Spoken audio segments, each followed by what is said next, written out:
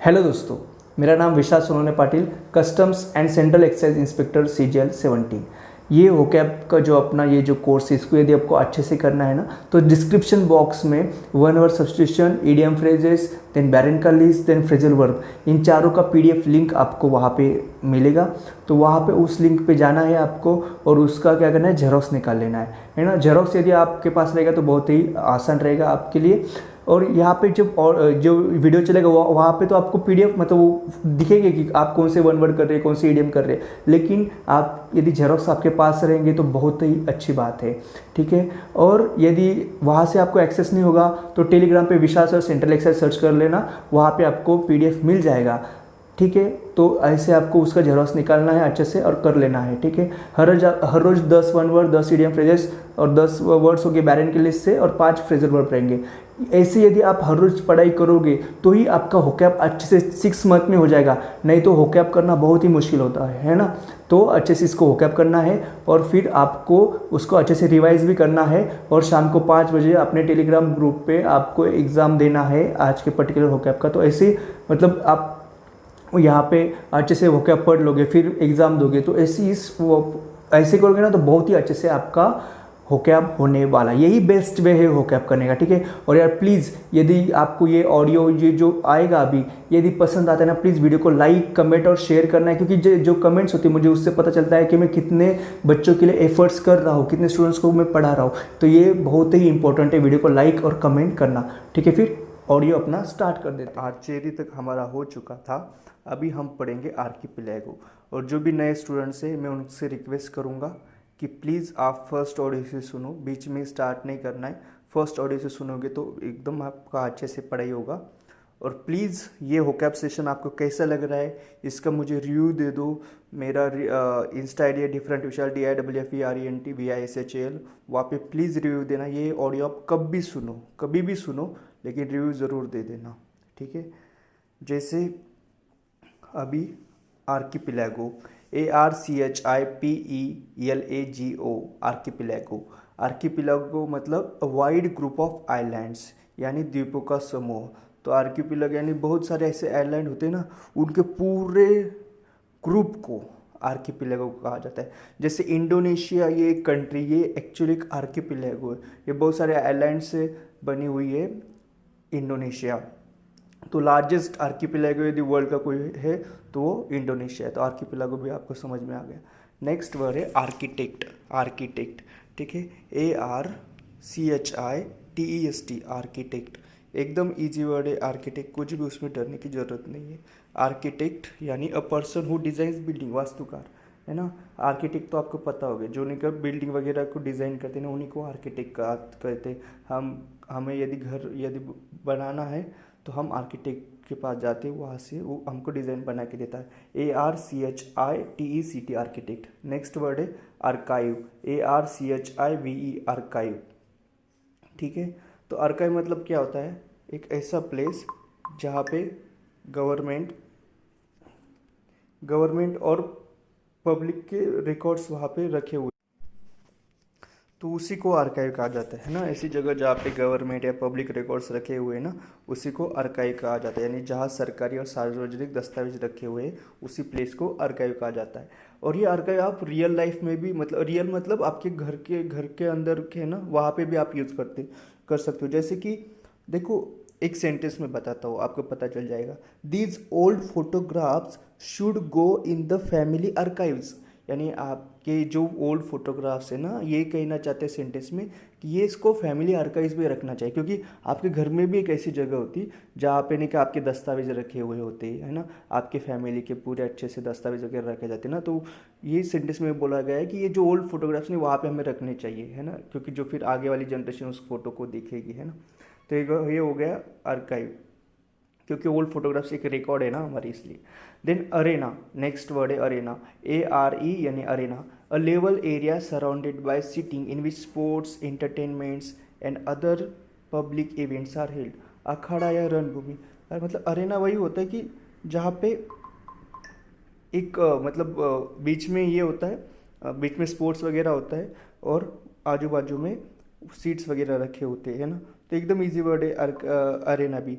देखो ओलंपिक में अरेना होता है ना, एन ओलंपिक अरेना है ना, तो एकदम इजी वर्ड है अरेना, रणभूमि अखाड़ा। देन अरीड, अरीड ARID, ARID अरीड, अरीड मतलब हैविंग लिटल और नो रेन, हैविंग लिटल और नो रेन, यानी सूखा सूखा और बंजर, यानी अरिड लैंड वही होगा जहाँ पे कुछ भी रेन नहीं है, वहीं पे उसी को अरिड लैंड बोला जाता है ना। देन ये भी एकदम इजी था अरिड। देन नेक्स्ट है aroma, aroma AROMA, aroma, aroma मतलब फ्रैग्रेंस या खुशबू है ना, किसी चीज़ का फ्रैग्रेंस है तो वो क्या है, उसका वो अरोमा है। ठीक है, जैसे सेंटेंस देखो, the aroma of freshly baked bread, the aroma of freshly baked bread, यानी कोई ब्रेड है ना, वो फ्रेशली बना है तो उसका एक अरोमा रहता है, फ्रेगनेंस रहता है ना। नहीं तो ये नेक्स्ट सेंटेंस देख लो, the wine has a fruity aroma, the wine में फ्रूट का अरोमा रहता है, फ्रूट का खुशबू रहता है। और एक तो तुम्हारा ये भी रहेगा, the sweet aroma of success, आपके सक्सेस की भी खुशबू रहती है ना। तो नेक्स्ट है Arsenal, ARSENAL, Arsenal, ARSENAL, Arsenal. तो देखो आर्सेनल क्या होता है, a collection of weapons and military equipment, हथियारों का भंडार है ना, और शस्त्रागार, उसी को आर्सेनल बोला जाता है ना। जैसे न्यूक्लियर आर्सेनल हो सकता है ना, वहाँ पे न्यूक्लियर सब बॉम्ब वगैरह रखे तो वो न्यूक्लियर आर्सेनल हो गया, तो यही होता है हथियारों का भंडार वगैरह है ना। और दूसरे इसमें भी इसको यूज़ कर सकते हैं, जैसे कि देखो doctors have a broad arsenal of medicine to choose from, यानी डॉक्टरों के पास बहुत बड़ा मेडिसिन का भंडार है, उससे वो चूज़ कर लेते हैं कि कौन सा आपको मेडिसिन देना है। जैसे कि ये ओके आपके टेलीग्राम ग्रुप के जो ऑडियोज हैं ये सब क्या है, आपके आर्सेनल से है ना, इसी को आपको यूज़ करके एग्जाम में अच्छा सा स्कोर करना है, तो आर्सेनल एकदम आपको समझ में आ गया। देन नेक्स्ट वर्ड है आर्सोनिस्ट, ARSONIST, आर्सोनिस्ट। आर्सोनिस्ट मतलब a person who commits the criminal act of deliberately setting fire to property, यानी दूसरों की संपत्ति को विध्वंस करने वाला, यानी आर्सोनिस्ट होता है वो दूसरी की संपत्ति को आग लगा देता है ना, जला देता है, उसी को आर्सोनिस्ट कहा जाता है। तो ये सेंटेंस देखना, police believe arsonist were responsible for both fires, यानी पुलिस को ऐसा लगता है कि आर्सोनिस्ट है उसी ने ये दोनों जगह पे फायर लगा लिया, यानी ये फायर अपने आप नहीं हुआ था, ये किसी ने दूसरे ने लगाया है ना, मतलब जानबूझ के लगाया है। आर्सोनिस्ट वही होता है जानबूझ के आग लगा देता है किसी की दूसरी प्रॉपर्टी को। Then artful, artful ARTFUL, artful यानी क्लेवर और skilful, specially in a crafty और कनिंग वे, यानी धूर्त चालक जो होता है ना उसी को आर्टफुल कहा जाता है। ठीक है, यानी वो बहुत ही ऐसे चालाक वगैरह रहेगा, क्लेवर रहेगा, क्लेवर और स्किलफुल भी रहेगा, और एक क्राफ्ट और कनिंग वे से भी रहेगा। जैसे देखो यदि क्लेवर वाला यदि हमें सेंटेंस लेना है तो कैसा है, an artful performance on the violin, यानी बहुत ही बढ़िया एक सुंदर परफॉर्मेंस था वायलिन पे है ना, ये क्लेवर और स्किलफुल वाला सेंटेंस है ना। तो यही, और यही आर्टफुल हम एक धूर्त चालक आदमी के लिए भी आर्टफुली वर्ड यूज़ करेंगे। देखो एक वर्ड के निकल दो मीनिंग हो सकते हैं, इंग्लिश में होता है ऐसा है ना। तो चलो हमारे अभी 9 वर्ड्स हो चुके, अभी 10th यानी लास्ट वर्ड हम देख लेते हैं। देखो जैसे आर्टिजन, ARTISAN, आर्टिजन यानी expert in any skill of hand, यानी कुशल कारागिर जो होते हैं ना उन्हीं को आर्टिजन कहा जाता है, वो हाथ से वगैरह एकदम एकदम अच्छे से किसी भी चीज़ को अच्छे से बना लेते हैं, उन्हीं को आर्टिजन कहा जाता है।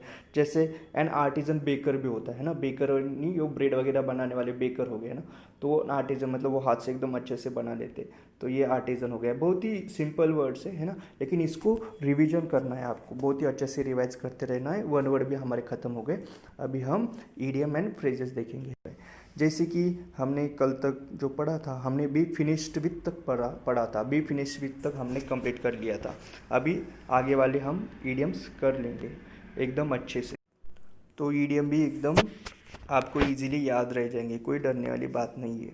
जैसे देखो बी फिनिश विथ के बाद हमारा नेक्स्ट ईडियम है be in the I of storm, be in the I of storm यानी समस्या या परेशानी के केंद्र में। देखो कितना इजी है, स्टॉर्म यानी स्टॉर्म परेशानी या समस्या है ना, यानी किसी डिफिकल्टी के आप सेंटर में हो, वही हो गया be in the I of storm है ना। जैसे देखो स्टॉर्म मतलब डिफिकल्टी है ना, परेशानी डिफिकल्टी, उसके आई में यानी उसके सेंटर में है ना। तो ऑफकोर्स यदि आप स्टॉर्म के यदि सेंटर में चले जाओगे तो कितना डिफिकल्टी हो जाएगा आपको, है ना।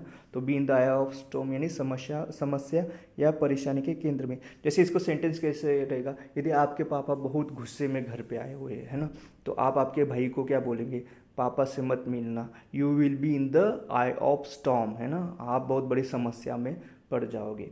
तो नेक्स्ट ईडियम है be moved to tears. Be moved to tears यानी रो पड़ना, है ना।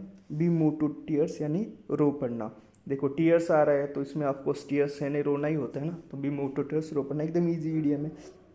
सेंटेंस देखो, the lovely cards from my students on my last day of teaching moved me to tears, यानी टीचर बोल रहे कि लास्ट डे में मुझे मेरे स्टूडेंट्स ने बहुत ही अच्छे अच्छे कार्ड्स दिए थे, उसकी वजह से मैं रो पड़ा। तो देखो जैसे आपने भी आपके क्लास स्कूल टाइम में भी ये हुआ होगा, जैसे आपने का 10th स्टैंडर्ड खत्म होता है तो वहाँ पे निकल एक अच्छा सा प्रोग्राम होता है, तो वहाँ पे बच्चे जो होते हैं ना टीचर को कार्ड्स वगैरह देते हैं, तो ये सब ये आपसे रिलेटेड ये सेंटेंस है, आपके साथ भी ये हुआ होगा। देन नेक्स्ट ईडियम में be taken aback. Be taken aback यानी आश्चर्यचकित होना, आश्चर्यचकित होना, है ना। बी टेकन अबैक यानी सरप्राइज हो जाना, है ना, किसी चीज़ की वजह से। तो ये थोड़ा सा निगेटिव में ज़्यादा यूज हो जाता है। जैसे सेंटेंस देखो, I was taken aback by his harsh criticism, यानी किसी ने तो भी नहीं, एकदम हार्श क्रिटिसिज्म कर दिया, तो फिर आप क्या हो गए, टेकन अबैक हो गए, यानी आश्चर्यचकित हो गए, ऐसा कैसा बोल दिया इसने, है ना। जैसे आप बहुत अच्छे से पढ़ाई कर रहे हो और कोई तो आपको क्रिटिसाइज करके जा रहा है, तो आप क्या हो गए, आश्चर्यचकित हो जाओगे, आप बोलोगे यार मैं इतना अच्छा पढ़ रहा हूँ फिर भी क्यों मुझे क्रिटिसाइज कर रहा है। तो यही होता है बी टेकन अबैक यानी आश्चर्यचकित होना। नेक्स्ट ईडियम में not bat an eyelid. Not bat an eyelid एकदम ईजी वर्ड है। Not bat an eyelid मतलब आग भी ऐसे बंद नहीं करना, not bat an eyelid मतलब, है ना, यानी आग खुली की खुली रखना, है ना। तो ऑफकोर्स फिर ये क्या हो गया, प्रतिक्रिया या भावहीन हो जाना। Not bat an eyelid यानी प्रतिक्रिया या भावहीन हो जाना, उसी को not bat an eyelid बोला जाता है। जैसे देखो, जैसे the pain of the broken arm must have hurt Sally terribly but she did not bat an eyelid, यानी किसी का एक सैली नाम की लड़की थी, उसका हाथ टूट गया तो ऑफकोर्स उसको पेन तो होगा, लेकिन उसने क्या किया, वो भावहीन रही, है ना, उसने कुछ भी प्रतिक्रिया नहीं दी उस पर, है ना, कुछ भी रिएक्शन नहीं दिया, उसी को नॉट बैट एन आईलिड कहा जाता है। यानी नेक्स्ट अभी ईडियम है bear in mind. Bear in mind, bear in mind मतलब क्या, आपके किसी बात का आपको ध्यान देना, उसी को आप क्या बोलते हैं, बियर इन माइंड बोलते हैं ना। जैसे सेंटेंस देखो, bear in mind that petrol stations are scarce in the more remote areas, यानी ये आप ध्यान में रखो कि पेट्रोल स्टेशन के जो बहुत कम रहते हैं, कहाँ पे, मोर रिमोट एरियाज जो रहते हैं ना, वहाँ पे पेट्रोल स्टेशन बहुत कम रहते हैं, इसको आप ध्यान में रखो, यानी बियर इन माइंड रखो, है ना। नेक्स्ट एरिया में बियर फ्रूट। बियर फ्रूट यानी देखो फ्रूट आ रहा है ना, यानी फल मिलना, बियर फ्रूट यानी फल मिलना, यानी क्या हो जाना, सफल होना, अच्छा परिणाम होना, यानी अच्छा रिजल्ट आ गया है ना, आपने विक्ट्री पा लिया, आप सफल हो गए, सक्सेसफुल हो गए, तो क्या हो गया, आपका बियर फ्रूट हो गया, है ना। जैसे सेंटेंस देखो, eventually her efforts bore fruit and she got the job she wanted, यानी उसने जो भी एफर्ट्स डाले थे उसको आखिर में सफलता मिल गई और उसे जो जॉब चाहिए था वो उसे मिल गया। जैसे आप देखो एफर्ट्स कर रहे हो, है ना, लेकिन आप स्मार्ट वे से एफर्ट कर रहे हो, तो अभी आपको भी बियर फ्रूट मिल जाएगा, आपको भी सफल हो जाएगा ना, तो आपको भी अच्छा सा परिणाम मिल जाएगा, आपको भी जो आपका पोस्ट है वो मिल जाएगा। देन नेक्स्ट वर्ड है, नेक्स्ट ईडियम है beer the palm. Beer the palm यानी प्रमुख या प्रसिद्ध होना, है ना। बियर द पाम यानी प्रमुख या प्रसिद्ध होना। जैसे देखो ये पाम ट्री होता है ना, ये एक्चुअली विक्ट्री को रिप्रेजेंट करता है हमेशा, पाम ट्री, है ना। तो बियर द पाम यानी फिर प्रसिद्ध होना ही रहेगा। जैसे सेंटेंस देखो, I heard that you might bear the palm at the science fair, congratulations, it would be a well deserve victory, यानी मुझे ऐसा पता चल गया है कि आपको साइंस फेयर में नहीं क्या प्रसिद्ध, आपको मतलब आपको विक्ट्री मिलने वाले, आप नहीं क्या फेमस होने वाले हो, है ना, कॉन्ग्रेचुलेशन, ये सच हो गया तो कॉन्ग्रेचुलेशन, ऐसा आप ये सेंटेंस का मीनिंग। देखो सेंटेंस तो आपके पीडीएफ में नहीं है, ये तो मैंने ढूंढ के लाए, है ना, क्योंकि आपको समझाने के लिए, क्योंकि सेंटेंस से बहुत अच्छा समझ में आ जाता है कि कैसे यूज़ करना है उस ईडियम को।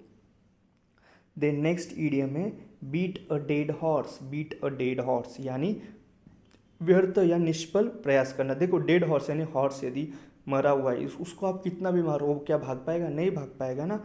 तो ये क्या है, ये जो आपके एफर्ट्स है ना, ये किसी भी यूज़ की नहीं, ये निष्फल है, यानी इसको कोई भी आपको फ्रूट नहीं मिलने वाला ये एफर्ट करके। तो इसी को बोलते हैं बीट अ डेड हॉर्स। देखो sentence, he keeps trying to get it published but I think he is beating a dead horse.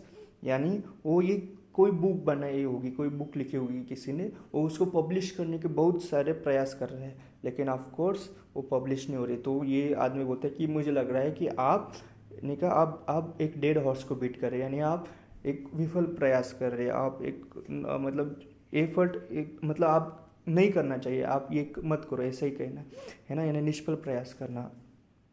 तो देखो लेकिन आप तो बीटिंग नहीं कर रहे हो डेड हॉर्स की, आप तो एकदम ऐसा कर रहे हो कि आपको फ्रूट तो मिलेगा ही, आप सक्सेसफुल जरूर होगे, है ना। नेक्स्ट ईडियम है beat a retreat. Beat a retreat यानी किसी जगह से जल्दी से वापस हो जाना, उसी को बीटेड रिट्रीट हो जाता है। और ऑफकोर्स हम आप कहाँ पे खतरे के कारण वापस हो जाते हैं, है ना, बीट अ रिट्रीट, है ना। रिट्रीट यानी वापस आ जाना, तो बीट अ रिट्रीट यानी वापस आ जाना। देखो जैसे सेंटेंस देखो, as the bomb started to go off they beat a hasty retreat across the field. यानी जैसे अभी बॉम्ब फटने वाले थे, है ना, तो वो वापस वो बीट अ रिट्रीट कर लिया, यानी वो वापस आ गए, जल्दी से वापस हो गए, है ना। तो ऑफकोर्स वापस आना ही पड़ेगा क्योंकि बॉम्ब का एक्सप्लोजन होने वाला है। नेक्स्ट, तो यहीं पे अभी 10 ईडियम्स भी हमारे हो चुके, तो एकदम अच्छे से आपको ये ईडियम्स भी समझ में आ गए। अभी हम स्टार्ट करते हैं। तो AFFINITY एफिनिटी, एफिनिटी यानी किनशिप, ओके, यानी आपको किसी लिए कुछ दया भाव भी आ रहा है ना, तो उसी को एफिनिटी कहा जाएगा। कुछ अच्छा ये हो रहा है ना, उसी को एफिनिटी कहा जाएगा। एक नाउन फॉर्म है एफिनिटी। यानी देखो, she felt an affinity with all who suffered their pains were her pains. यानी उसको जो भी है ना, जो सफ़र हो गया उनके लिए उसको दया भाव आ गया, उसको ऐसा लगता था कि उनका पेन यानी खुद का ही उसका पेन है ना। और एफिनिटी का ये भी एक मीनिंग होता है कि किसी चीज़ के लिए आपको एक नेचुरल लाइकिंग होना, है ना, एक नेचुरल आप में उस चीज़ के लिए प्यार होना, उसी को भी एफिनेट कहा जाता है। जैसे देखो, he had a special affinity with horses, ये भी एक सेंटेंस है ना, ये एक्स्ट्रा वाला मैंने रखा ये सेंटेंस। तो यानी उसको हॉर्सेस के लिए बहुत अच्छा प्यार था, बहुत ज़्यादा प्यार था, उसी को एफिनिटी कहा जाता है, ठीक है। नेक्स्ट वर्ड है जैसे एफिनिटी का मैंने मीनिंग बताया था ना, किनशिप। किनशिप मतलब वही होता है कि स्ट्रॉन्ग रिलेशनशिप होना किसी के लिए, स्ट्रॉन्ग आपको ये लगना रिलेशनशिप। तो ऑफकोर्स उसको जो भी पेन में लोग थे ना, उनके लिए स्ट्रॉन्ग रिलेशन, ब्लड रिलेशनशिप जैसे, है ना, लगा था, ठीक है, जो भी सफ़र कर रहे थे लोग। देन नेक्स्ट वर्ड है अफर्मेशन, AFFIRMATION, AFFIRMATION। अफर्मेशन यानी क्या? पॉजिटिव असर्टेशन यानी कन्फर्मेशन, है ना, पॉजिटिव असर्शन या कन्फर्मेशन, या solemn pledge by one who refuses to take an oath, यानी एकदम सीरियसली प्लेज ले लेना, है ना, और कंफर्म करना कि यस ये हुआ है, उसी को फिर अफर्मेशन कहा जाता है। अफर्मेशन तो देखो एकदम इजी वर्ड है, उसको यदि याद रखने का ट्रिक ये है कि उसमें फर्म वर्ड आ रहा है ना, अफर्मेशन में फर्म, यानी आप फर्म होके बोल रहे हैं हाँ ये ऐसा ही है, यस यही है ना, आप कंफर्म कर रहे हो उस चीज़ को। तो देखो इसका सेंटेंस जैसे, ही नोडेड इन अफर्मेशन, यानी उसकी कंफर्म कर दिया, यानी है ना, आप नोड करते हो, नोड करते हो यानी आपके मुंडी को हिलाते हो, है ना, तो ही नोडेड इन अफर्मेशन। देन उसका दूसरा भी आप यदि सेंटेंस देख, वैसे अफर्मेशन का ये भी एक मीनिंग होता है कि इमोशनल सपोर्ट करना है, इंकरेजमेंट करना किसी को, है ना, अफर्मेशन उसी वो भी कहा जाता है। जैसे इमोशनल सपोर्ट का एक सेंटेंस देख लेना, द लैक ऑफ वन और both parents affirmation leaves some children emotionally crippled. यानी दोनों पेरेंट्स, एक पेरेंट या दोनों पेरेंट्स ने यदि अफर्मेशन नहीं किया यानी इमोशनल सपोर्ट नहीं किया, तो चिल्ड्रन क्या हो जाता है, इमोशनली क्रिपल्ड हो जाता है, यानी वो इमोशनली अच्छे से उसका अच्छा इमोशनल डेवलपमेंट नहीं हो सकता, है ना। तो ये देखो, ये अफर्मेशन, देखो कुछ सेंटेंस नहीं का मैंने दूसरे भी यूज़ किए, जो PDF में ना वही यूज़ नहीं किए, दूसरे भी यूज़ किए, क्योंकि हमें ये करना है कि हमें मीनिंग समझना है। सेंटेंस हम इसीलिए यूज़ करके हमें मीनिंग समझना है, ठीक है। तो जो जो इजी सेंटेंस है ना, वो यदि हमने यूज़ किए तो हमें मीनिंग अच्छे से समझ में आ जाएगा। तो यही है सिर्फ, ठीक है, टेंशन नहीं लेना बिल्कुल। Then affix, AFFIX, affix, affix ये एक वर्ब फॉर्म है, यानी फास्टन या अटैच करना या ऐड ऑन करना, अफिक्स है ना। देखो अफिक्स में फिक्स आ रहा है ना, तो फिक्स क्या करेंगे आप, यानी आप अटैच कर रहे हो, ऐड ऑन कर रहे हो। जैसे देखो अफिक्स बहुत ही अच्छा वर्ड है अफिक्स, यानी यदि आप अटैच कर रहे हो तो देखो अटैच कर रहे हो तो उसका सेंटेंस कैसे रहेगा, affix a stamp to a letter. आप फिजिकली अटैच कर रहे हो यानी affix a stamp to a letter, letter पे आप स्टैम्प लगाते हो ना, है ना, तो भी क्या कर रहे हो आप अफिक्स कर रहे हो। और दूसरा भी हो सकता है to attach in any way, यानी आपने सिग्नेचर वगैरह डॉक्यूमेंट पे लगा दिया ना, तो भी आप अफिक्स करते हो। Affix a signature to a document, यानी डॉक्यूमेंट पे सिग्नेचर करना, वहाँ पे भी आप अफिक्स वर्ड यूज़ कर सकते हो, affix a signature to a document.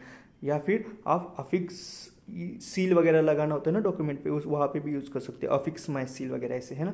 तो अफिक्स बहुत ही एक अच्छा इंटरेस्टिंग वर्ड है। देन नेक्स्ट वर्ड है अफ्लिक्शन। अफ्लिक्शन, अफ्लिक्शन यानी क्या होता है, स्टेट ऑफ डिस्ट्रेस और cause of suffering, state of distress और कॉज ऑफ सफरिंग, है ना, उसी को अफ्लिक्शन कहा जाता है। अफ्लिक्शन एक नाउन फॉर्म है ना, यानी आप बहुत ही ज़्यादा डिस्ट्रेस में हो, यानी तकलीफ में हो, है ना, आपको या किसी का सफरिंग का कारण, उसी को अफ्लिक्शन बोला जाता है। देखो इसमें कैसे, जैसे अफ्लिक्शन में निकला अफिक्शन, अफिक्शन और कन्फ्लिक्ट, अफिक्शन और कन्फ्लिक्ट दोनों का थोड़ा सा साउंड आ रहा है, तो ये थोड़ा सा ट्रिक आपको याद रखना पड़ेगा, ट्रिक से आपको इजीली याद रहेगा ये वर्ड्स, है ना। तो अफिक्शन में अफिक्शन भी और कन्फ्लिक्ट भी, सम ऐसे तुम याद रखो। तो देखो जैसे अफिक्शन में यदि कन्फ्लिक्ट हो जाता है, यानी अफिक्शन में यदि झगड़ा हो जाता है तो क्या हो जाता है, तो ये अफ्लिक्शन हो गया ना, ये डिस्ट्रेस का रीजन हो गया, ये स्ट्रेस, आप डिस्ट्रेस में चले जाते हो, तो यही होता है अफ्लिक्शन। देखो सेंटेंस यही है पीडीएफ वाला, even in the midst of her affliction Elizabeth tried to keep up the spirits of those around her, यानी अफ्लिक्शन के मिड्स, यानी अफ्लिक्शन था उसमें, क्योंकि उसमें वो बहुत सारी डिस्ट्रेस में थी एलिजाबेथ, लेकिन फिर भी वो क्या कर रही थी, उसके आजू बाजू में जो भी लोग हैं ना, उनका स्पिरिट अप करने की कोशिश कर रही थी, यानी उनको ये कर रही थी कि कुछ डरो मत ऐसा, उनका स्पिरिट्स वो अफ्लिप्ट कर रही थी एलिजाबेथ। नेक्स्ट वर्ड है affluence, AFFLUENCE, AFFLUENCE, affluence. Affluence एक नाउन फॉर्म है, यानी अबंडेंस या वेल्थ, यदि बहुत ज़्यादा वेल्थ होता है ना, उसी को अफ्लुएंस कहा जाता है। इसको याद कैसे रखना है, देखो अफ्लुएंस इन्फ्लुएंस की जैसे साउंड कर रहा है ना, तो यदि जो अफ्लुएंस पीपल होते हैं, यानी जो वेल्दी पीपल होते हैं ना, जिसके पास बहुत ज़्यादा वेल्थ होता है, तो ऑफ कोर्स वो बहुत इन्फ्लुएंस होते हैं, है ना, ये तो पता है आपको, जितना ज़्यादा पैसा उतना ज़्यादा सोसाइटी में लोग क्या करते हैं, इन्फ्लुएंस क्रिएट करते हैं ना। तो अफ्लुएंस आपको यही से याद रखना है ना। सेंटेंस देखो यही पे पीडीएफ वाला, foreigners are amazed by the affluence and luxury of the American way of life, यानी देखो जो अमेरिका में जो है ना, अमेरिका में जो लोग जाएंगे वो फॉरेनर रहेंगे, यानी हम इंडियंस भी यदि अमेरिका में जाते हैं तो हम फॉरेनर रहते हैं, है ना। तो फॉरेनर्स ने बहुत अमेज्ड हो गए कि जो अफ्लुएंस यानी अबंडेंस या वेल्थ वाली जो लाइफ है ना अमेरिकन लोगों की, उसको देख के। नेक्स्ट वर्ड है affront, affront AFFRONT, affront, affront यानी इंसल्ट, ऑफेंस और इंटेंशनल एक्ट ऑफ डिसरिस्पेक्ट, यानी आप अफ्रंट कर रहे हो किसी को, यानी आप इंसल्ट कर रहे हो, है ना। तो आपको बिल्कुल अफ्रंट तो बिल्कुल नहीं करना चाहिए किसी को भी। तो देखो इसको याद कैसे रखना है, देखो आपका इंसल्ट तभी होगा ना जब आप किसी को किसी मतलब दूसरों के फ्रंट पे, यानी if you insult someone in front of others, तभी तो इंसल्ट होता है ना। अकेले में यदि आप कुछ भी बोले किसी को तो वहाँ पे ज़्यादा इंसल्ट नहीं होता, लेकिन किसी दूसरों के सामने यदि आप कुछ बोलोगे ना, या किसी दूसरों के फ्रंट पे आप किसी को बोलेगे ना, तो तभी उसका क्या होता है, इंसल्ट होता है। यही ट्रिक से आप इसको याद रख सकते हो अच्छे से, है ना।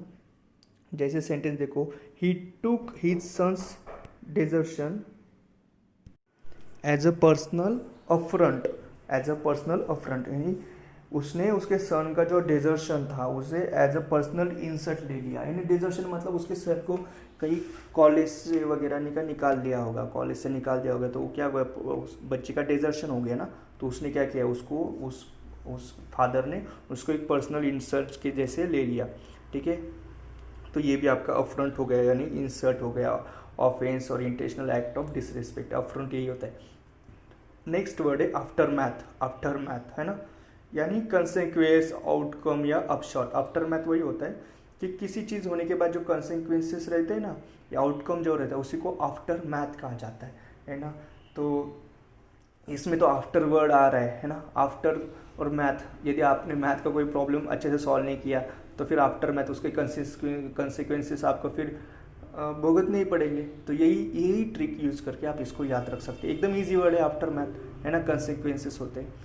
जैसे सेंटेंस देखो, है ना, मैंने ये दूसरा सेंटेंस यूज़ किया है, many more people died in the after math of the explosion, यानी कहीं पे तो भी एक्सप्लोजन हो गया, बॉम्ब का एक्सप्लोजन हो गया तो उसमें बहुत सारे लोग मर गए। ये आफ्टर मैथ में यानी कंसिक्वेंसेस में, है ना, बहुत सारे लोग मर गए। एकदम ईजी वर्ड है आफ्टर मैथ, यानी कंसिक्वेंसेस या आउटकम होना या अपशॉट होना, ठीक है। नेक्स्ट वर्ड है एजेंडा। एजेंडा तो आपको पता है वन वर्ड में हो चुका है, एक नाउन फॉर्म है एजेंडा।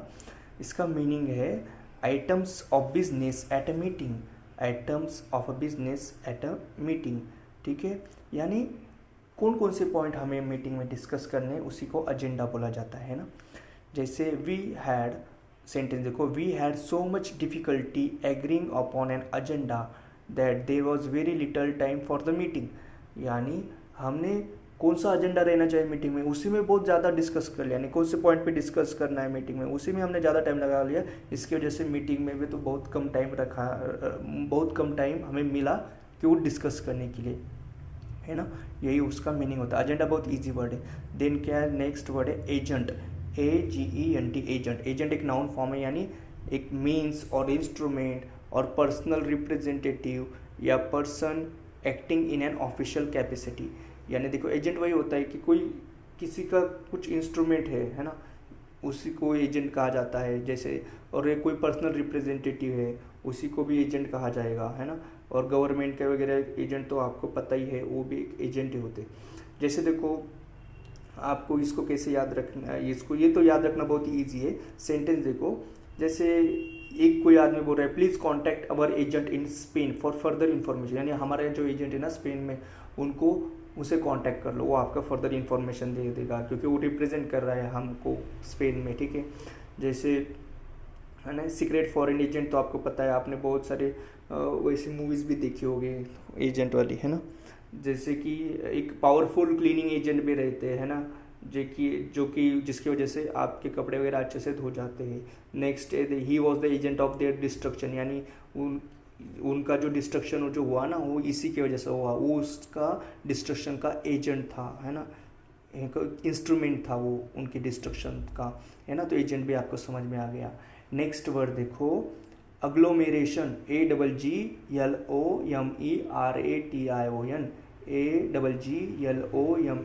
AGGLOMERATION, अग्लोमेरेशन। अग्लोमेरेशन मतलब क्या, कलेक्शन और हीप, है ना। किसी चीज़ को आपने कलेक्ट कर लिया तो आपने क्या कर लिया, अग्लोमेरेशन कर लिया।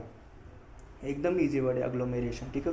इसको याद कैसे रखना है, अग्लोमेरेशन में देखो रेशन आ रहा है ना, रेशन की दुकान आपको पता होगी, और उसमें अग्लोमेरेशन में स्टार्टिंग में एक भी आ रहा है ना। तो आपने क्या किया, रेशन की दुकान से पूरा एक का अग्लोमेरेशन कर लिया, यानी पूरा आपने कलेक्ट कर लिया, आपने बहुत सारे एग्स कलेक्ट कर लिए, है ना, तो आपने अग्लोमेरेशन कर लिया। सेंटेंस देखो बहुत ही ईजी सेंटेंस है, समझ में आ जाएगा। An agglomeration of various ethnic and religious groupings, यानी एक अग्लोमेरेशन हुआ था वहाँ पे, बहुत ही इथनिक और रिलीजियस, मतलब अलग अलग इथनिक और रिलीजियस लोगों का वहाँ पे अग्लोमेरेशन हुआ था, यानी वो सब वहाँ पे मिल गए, तो वहाँ पे एक दूसरे से उनकी बातचीत की, तो अग्लोमेरेशन यानी गैदरिंग हुआ था वहाँ पे, ठीक है। तो ये इजी हो गया, ठीक है, अपने लिए अभी अग्लोमेरेशन भी। तो अभी ये हमारा बैरन लिस्ट से भी 10 वर्ड्स कंप्लीट हो गए एकदम इजी वे से। तो अभी हम फ्रेजर वर्ब स्टार्ट कर देंगे। इतने हमने अच्छे से अभी नहीं का बैरन की लिस्ट से 10 वर्ड्स कर लिए, है ना। तो अभी इसी पॉजिटिविटी के साथ हमें फ्रेजर वर्ब भी कंप्लीट कर लेने। देखो कॉल फोर्थ तक हमारा हो चुका था, 45 कॉल फोर्थ वहाँ तक हो चुका था।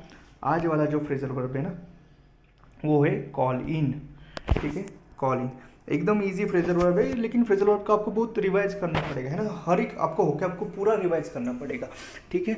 और ये होकैब का ऐसा करना कि आप डेली लाइफ में यूज़ करना। आज वाले जो होकैब है ना, आज आप उसको यूज़ करो। आप जो भी बात कर रहे हो ना, या आपके मन में इसके सेंटेंस बना के यूज़ कर लेना, आपको बहुत फ़ायदा हो जाएगा। जैसे कॉल इन यानी टू समन, और सेंड फॉर यानी किसी को बुलावा भेजना, उसी को कॉल इन कहा जाता है ना। कॉल इन यानी आप आओ, ऐसे बुलावा भेजते हैं कॉल इन में।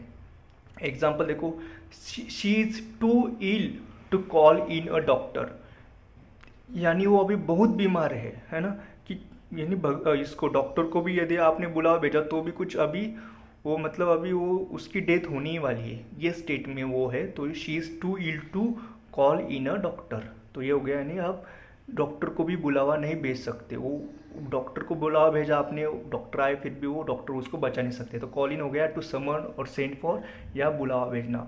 नेक्स्ट वर्ड है, नेक्स्ट फ्रेजल वर्ब है कॉल ऑफ। कॉल ऑफ, इसमें ओ डबल एफ है, इस कॉल ऑफ में call off O double F, यानी टू कैंसिल, यानी स्थगित करना किसी चीज़ को। यदि आप कैंसिल कर रहे हो तो आप क्या कर रहे हो, कॉल ऑफ कर रहे हो, है ना। सेंटेंस देखो, the meeting was called off without any reason, यानी किसी भी रीज़न या किसी भी कारण नहीं दिया और मीटिंग को क्या कर दिया, कैंसिल कर दिया, मीटिंग को कॉल ऑफ कर दिया। नेक्स्ट फ्रेजल वर्ब है कॉल अप। कॉल अप यानी टू रिकॉल, यानी याद करना, कॉल अप करना यानी याद करना।